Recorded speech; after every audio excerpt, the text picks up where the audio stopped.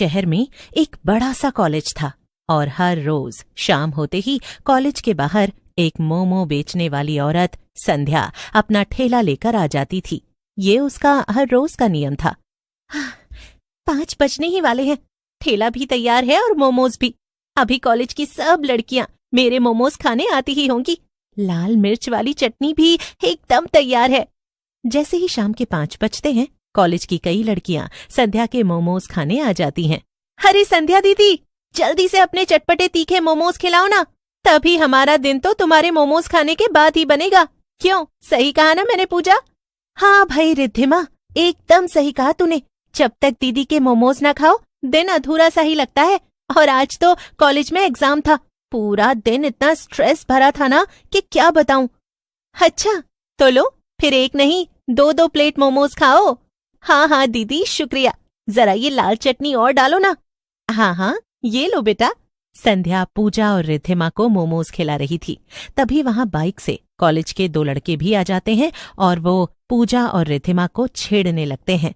ओहो, जरा हमारे साथ भी मोमोज खाओ, खूबसूरत बालाओं। हाँ हाँ, हमेशा अकेले अकेले मोमोज खाने लगती हो। चलो कहो तो हम तुम्हें चाय भी पिला दें, बिल्कुल गर्मा गर्म, तुम्हारी तरह। अरे कितने बदतमीज लड़के हैं ये, कॉलेज में पढ़ते हुए भी लड़की छेड़ रहे हैं, जाहिल कहीं के।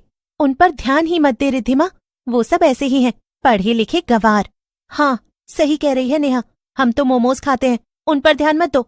मगर वो दोनों लड़के चुपचाप जाने के बजाय वहीं मोमोज की दुकान पर उतर जाते हैं और पास आकर खड़े हो जाते हैं। अरे आंटी, हमें भी तो मोमोज खिला दो, इसी बहाने यहाँ थोड़ा ज्यादा देर खड़े होने को मिल जाएगा। हाँ? वाह वाह अमन, क्या बात बोली है। लेकिन ये सब देखकर संध्या को बहुत गुस्सा आ जाता है और वो गुस्से में कहती है, अरे जाओ जाओ, मैं तुम जैसे लड़कों को मोमोज नहीं खिलाने वाली। चलो जाओ, जल्दी भागो यहाँ से। कहा ना नहीं खिलाऊंगी, मेरा ठेला मेरी मर्जी, चले जाओ, नहीं खिलाती तुम्हें, भागो यहाँ से अब। संध्या के इस तरह बोलने पर दोनों लड़कों को बहुत बेइज्जती महसूस होती है और वो दोनों गुस्से में वहां से चले जाते हैं। अरे वाह दीदी, बहुत बढ़िया, अच्छा सबक सिखाया उन्हें। हाँ हाँ मजा ही आ गया, बड़े आए थे हीरो बनने। अरे ऐसे आवारा लोगों से कभी नहीं डरना चाहिए और इन्हें अच्छा सबक सिखाना चाहिए। दोनों लड़के गुस्से में चले जाते हैं और संध्या बाकी सबको मोमोज खिलाने में लग जाती है। धीमे धीमे कब शाम से देर रात हो जाती है पता ही नहीं चलता। अब तक तो कॉलेज की सभी लड़कियां मोमोज खाकर अपने घर भी चली गई थीं। हाँ, अरे वाह, आज भी मेरे सारे मोमोज बिक गए। यहाँ कॉलेज के बाहर मोमोज बेचने में तो मुझे बड़ा फायदा होता है। अब घर चलती हूँ, ये मेरा इंतजार कर रहे होंगे। लेकिन जैसे ही संध्या अपना ठेला लेकर वापस घर जाने के लिए निकलती है तो उसे याद आता है, अरे यहाँ कॉलेज के गार्डन में मिर्ची के अच्छे पौधे लगे हुए हैं।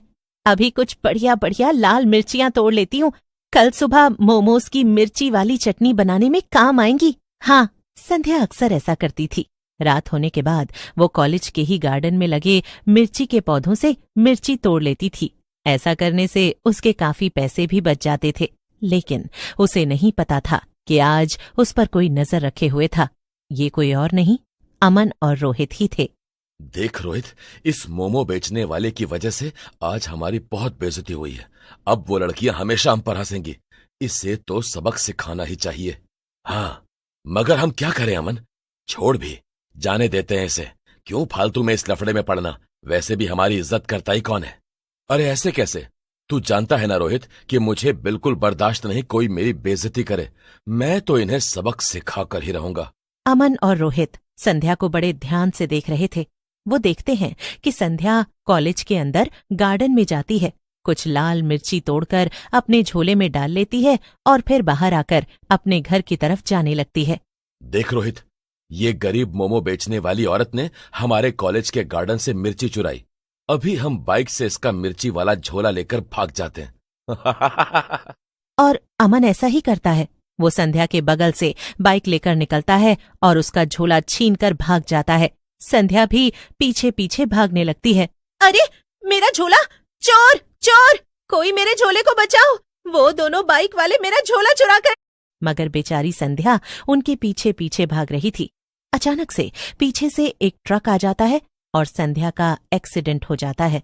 संध्या तुरंत मर जाती है और एक चुड़ैल में बदल जाती है। वहीं रोहित और अमन ये नजारा देखकर बहुत डर जाते हैं। अमन, ये क्या? ये मोमो बेचने वाली तो मर गई। ये सब हमारी गलती है। हमें इसके साथ ऐसा मजाक नहीं करना चाहिए था।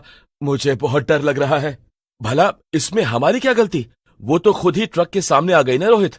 चल चल यहाँ से भागते हैं। यहाँ रुकेंगे तो फंस जाएंगे। अमन और रोहित जल्दी से अपने घर पहुंच जाते हैं। रात के 12 बजते ही अमन के घर के बाहर तेज घंटी की आवाज सुनाई देने लगती है। जैसे ही अमन घर के बाहर जाकर देखता है तो उसके रोंगटे खड़े हो जाते हैं। बाहर एक चुड़ैल मोमो के ठेले के पास खड़ी थी। अरे अमन, आ गए तुम? लो, गर्मा गर्म मिर्ची के मोमोज खाओ, एकदम स्वादिष्ट है।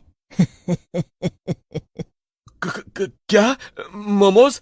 यानी तुम कहीं वो मोमो बेचने वाली औरत तो नहीं? तुम चुड़ैल बन गई हो? मुझे तो आज पता चला कि आदमियों में भी दिमाग होता है। तो चल, अब ये मोमो जल्दी से खा ले, वरना ये भी तुझे पता ही होगा कि मैं तेरा क्या हाल करूंगी। किसी तरह डरते डरते अमन चुड़ैल के हाथ से मोमो की प्लेट लेता है और एक मोमो मुंह में डालता है, लेकिन मोमो खाते ही उसके कान और मुंह से धुआं निकलने लगता है। अरे बाप रे, तीखा तीखा, बचाओ बचाओ, इतने तीखे मोमोज, बचाओ बचाओ, इन्हें मैं कैसे खाऊं? बेचारा अमन पानी पीने के लिए घर के अंदर जाने की कोशिश करता है, मगर चुड़ैल अपने लंबे हाथों से अमन का गला पकड़ लेती है। कहीं नहीं जाएगा तू, यहीं खड़ा रहेगा और ये सारे मोमोज एक एक करके खत्म करेगा, और वो भी अभी के अभी। वरना मैं तुझे ही मोमो बना दूंगी। अब तो अमन के पास कोई और चारा भी नहीं था। एक ही मोमो उसे इतना तीखा लग गया था, लेकिन फिर भी वो एक के बाद एक किसी तरह प्लेट में रखे बाकी मोमोज भी खाता है।